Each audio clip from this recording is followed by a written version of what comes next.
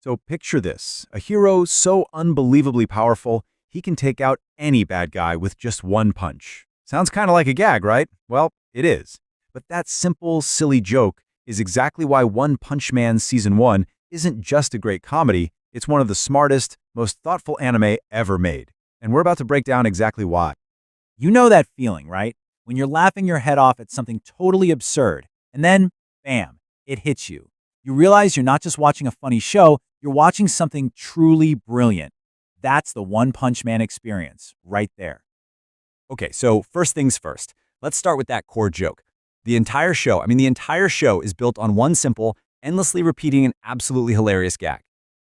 Our hero, Saitama, is so overpowered that no monster, no alien warlord, no matter how hyped up they are, can last more than a single hit.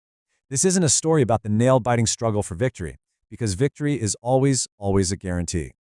And this right here, this is how the show just flips the entire script on a whole genre.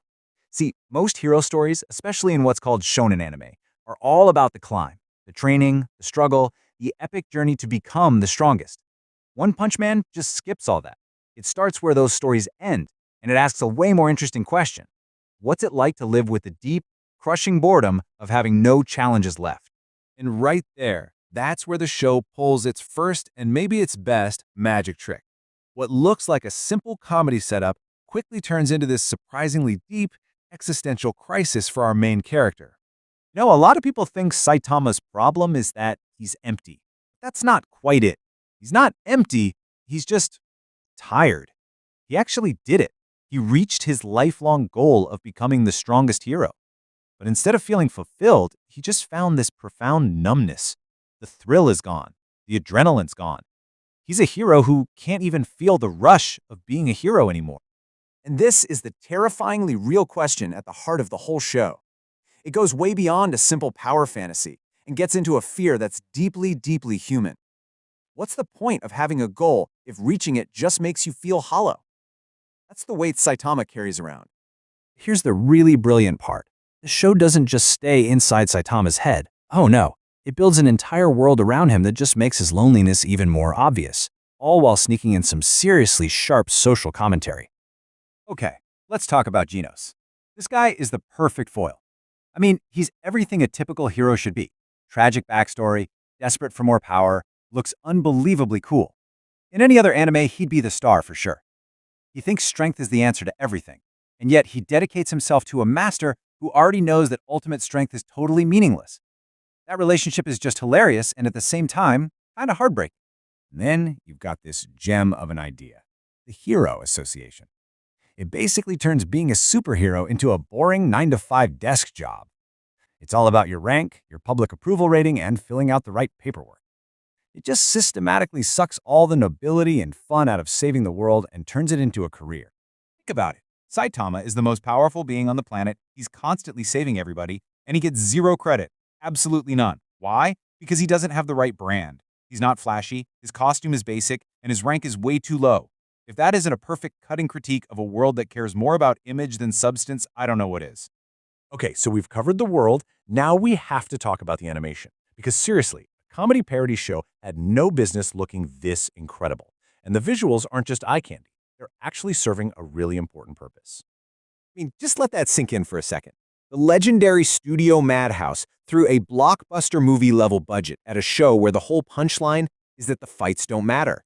Every explosion is gigantic, every monster is horrifyingly detailed, the fight scenes are breathtaking, and it all just leads up to one single anticlimactic punch. That massive gap between the epic buildup and the instant finish, that's the joke. And this all just explodes in the season finale, in the fight against Boros. The animation goes absolutely nuts. We see Saitama get kicked so hard he lands on the moon, and he just casually jumps back.